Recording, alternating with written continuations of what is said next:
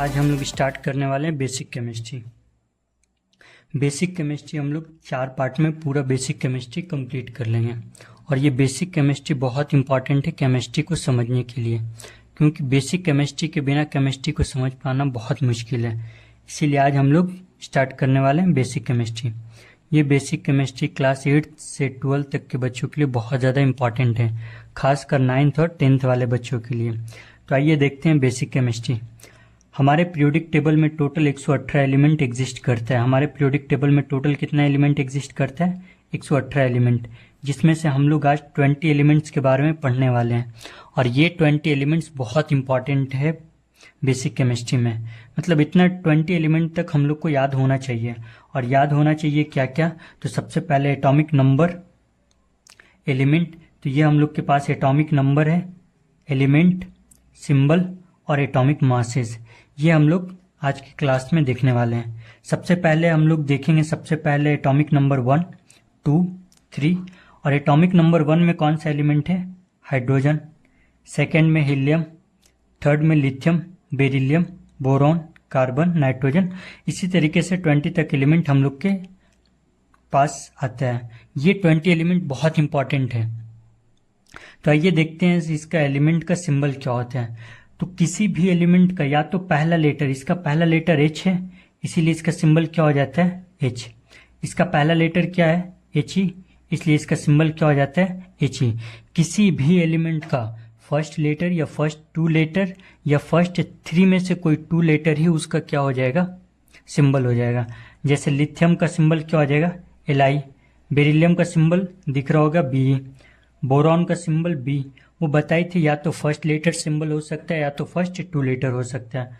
Carbon का C, nitrogen का N, oxygen का O, इसी तरीके से फ्लोरीन का F, नियॉन का Ne, इस तरीके से। लेकिन यहाँ पे एक एक्सेप्शन देखने को मिलता है। यहाँ पे हम लोग देखते हैं, यहाँ पे तो एक्चुअल में क्या है?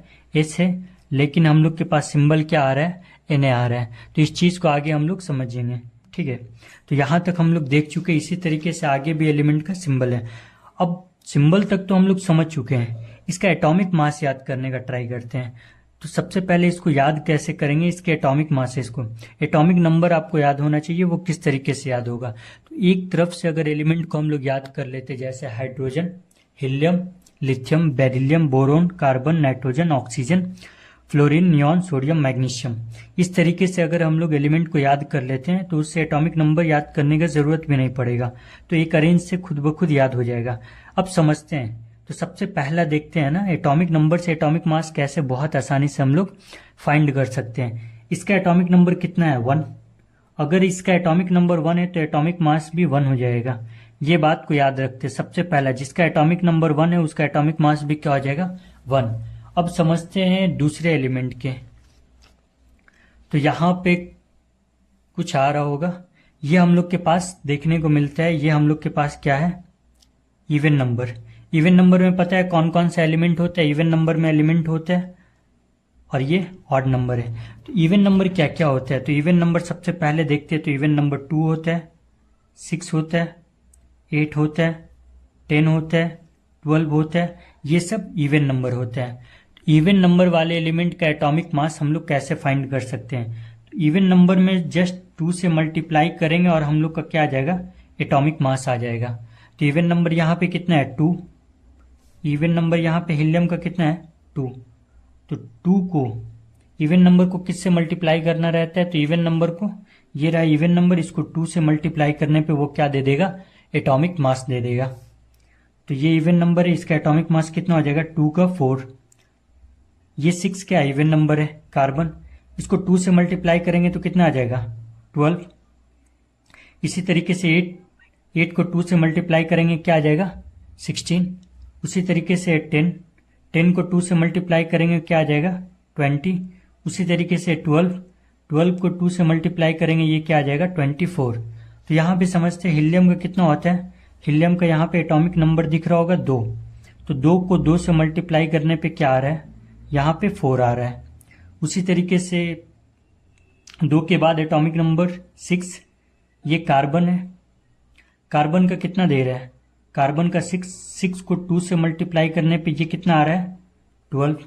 उसी तरीके से हम लोग के पास हो जाएगा ऑक्सीजन। ऑक्सीजन कितना होता है 8, 8 को 2 से मल्टीप्लाई करने पे ये कितना दे देगा 16। उसी तरीके से हम लोग के पास है नियॉन।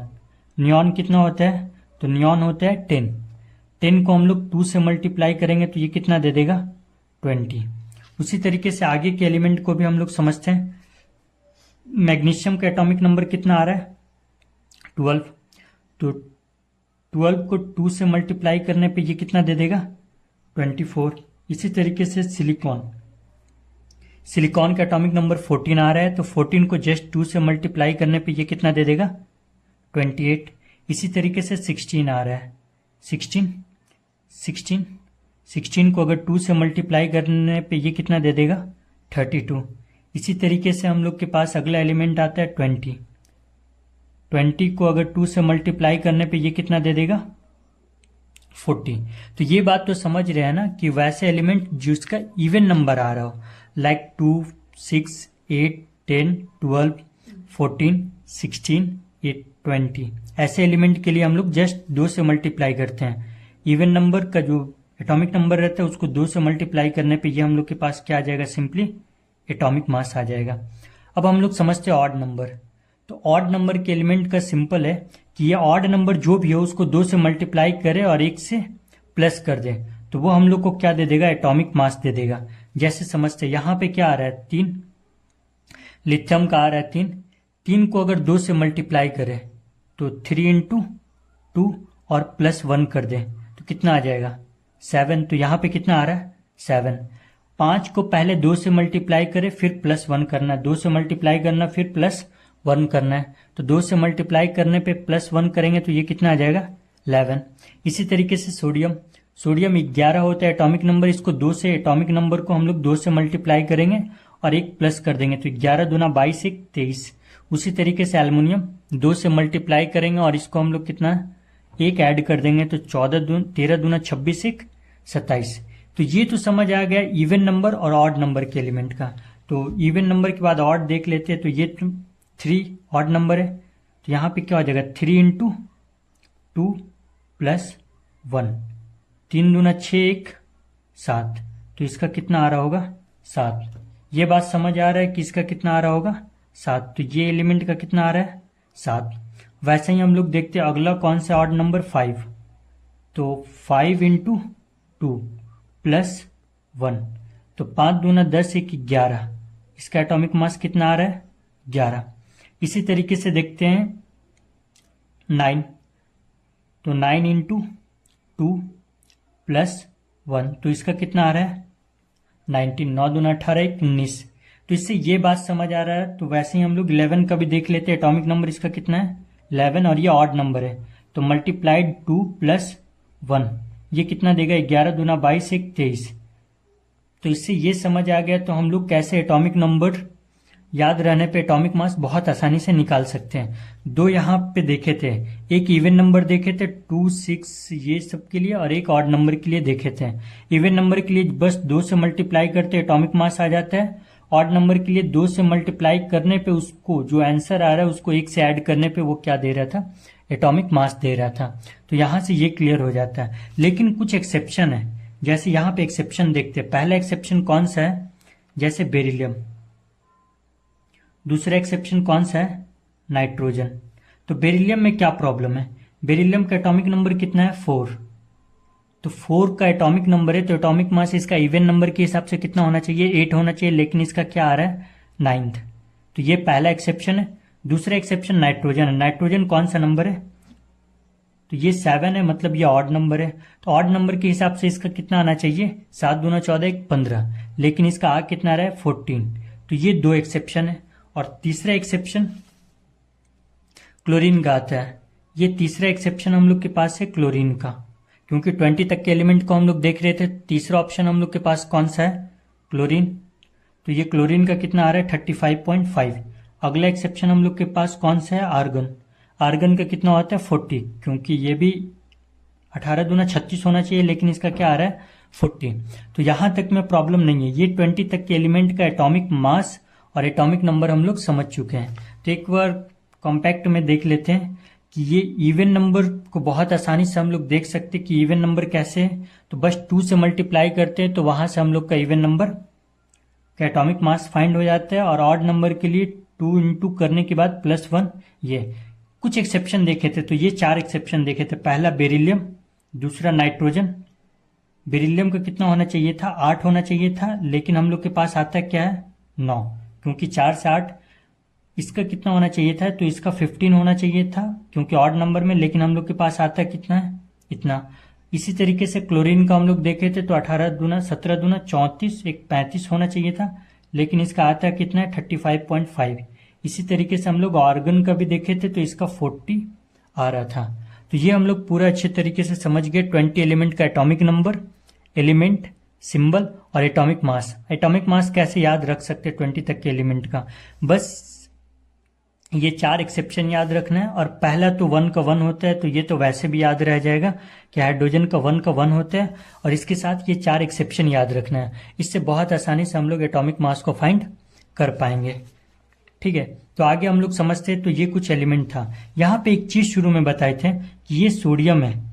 सोडियम का सिंबल क्या होना चाहिए? सिंबल के हिसाब से अगर सोडियम को देखें तो इसका सिंबल एस होना चाहिए था। सिंबल इसका क्या होना चाहिए था? एस होना चाहिए था, लेकिन इसका सिंबल होता है Na। तो ऐसा क्यों होता है? ऐसा और भी जगह पे, जैसे हम लोग यहाँ पे देखे थे पोटेशियम। यहाँ पे हम लोग क्या देखे थे? पोटेशियम। पोटेशियम का सिंबल क्या होना चाहिए था? P होना चाहिए था, लेकिन यहाँ पे सिंबल क्या दिया हुआ है? K। तो ऐसा क्यों होता है, इस बात को समझते हैं। तो आगे देखते हैं ऐसा क्यों होता है, अलग अलग एलिमेंट का सिंबल अलग क्यों आ रहा होता है, रूल के हिसाब से क्यों नहीं आ रहा होता है। तो कुछ ऐसे एलिमेंट है, जैसे यहाँ पे दिख रहा होगा कुछ एलिमेंट है, और उनका लैटिन नेम अलग अलग होता है। कुछ एलिमेंट का जो लैटिन नेम होता है ना, ये इंपॉर्टेंट है। इसमें जो ये लैटिन नेम है ना, ये बहुत इंपॉर्टेंट है। तो कुछ एलिमेंट का जो लैटिन नेम होता है ना, लैटिन नेम डिफरेंस होने की वजह से उसका सिंबल क्या होता है? अलग होता है। हम लोग क्या देखे थे? सोडियम। सोडियम का लैटिन नेम नाइट्रियम है, तो नाइट्रियम के हिसाब से यहाँ पे सिंबल क्या आ रहा है? Na आ रहा है। तो ये जो सिंबल Na था, ये किसकी वजह से आ रहा है? इसके लैटिन नेम की वजह से। और इसका लैटिन नेम क्या होता है? नाइट्रियम होता है। तो ये बात समझ आ रहा है। वैसे ही पोटेशियम का हम लोग क्या देखे थे? पोटेशियम का सिंबल क्या आ रहा था? क्योंकि इसका लैटिन नेम के हिसाब से सिंबल रखा गया। लैटिन नेम इसका क्या होता है? कैलिन। वैसे ही आयरन, आयरन का लैटिन नेम के हिसाब से ही, क्योंकि Fe इसका होता है, तो इसका क्या हो जाएगा? फेरम होता है इसका लैटिन नेम, इसलिए सिंबल क्या हो जाएगा? फेरम। कॉपर का हम लोग देखे थे, कॉपर का कुप्रम होता है, ये इसका लैटिन नेम है, इसलिए Cu हो रहा होगा। वैसे हम लोग देखते लीड। लीड का क्या देखे थे? तो प्लम्बम। तो ये इसका क्या है? प्लम्बम, जिसका ये P और ये B इस तरीके से, क्योंकि P भी पहले से एलिमेंट था और Pl भी एक एलिमेंट आता है, इस वजह से हम लोग Pb इसका नाम। वैसे ही हम लोग सिल्वर का देखे थे, सिल्वर का S, लेकिन यहाँ पे लैटिन नेम क्या होता है इसका? अर्जेंटिनम, इसीलिए इसका क्या हो जाएगा? Ag हो जाता है। इसका सिंबल क्या हो जाता है? Ag। वैसे ही हम लोग गोल्ड का देखे थे Au, क्योंकि ऑरम इसका नाम होता है, तो Au। वैसे ही हम लोग टिन का देखे थे, तो टिन का स्टैनम होता है, तो स्टैनम से Sn आया हुआ है। वैसे ही एंटीमनी का Sb हो जाता है यहाँ और यहाँ से।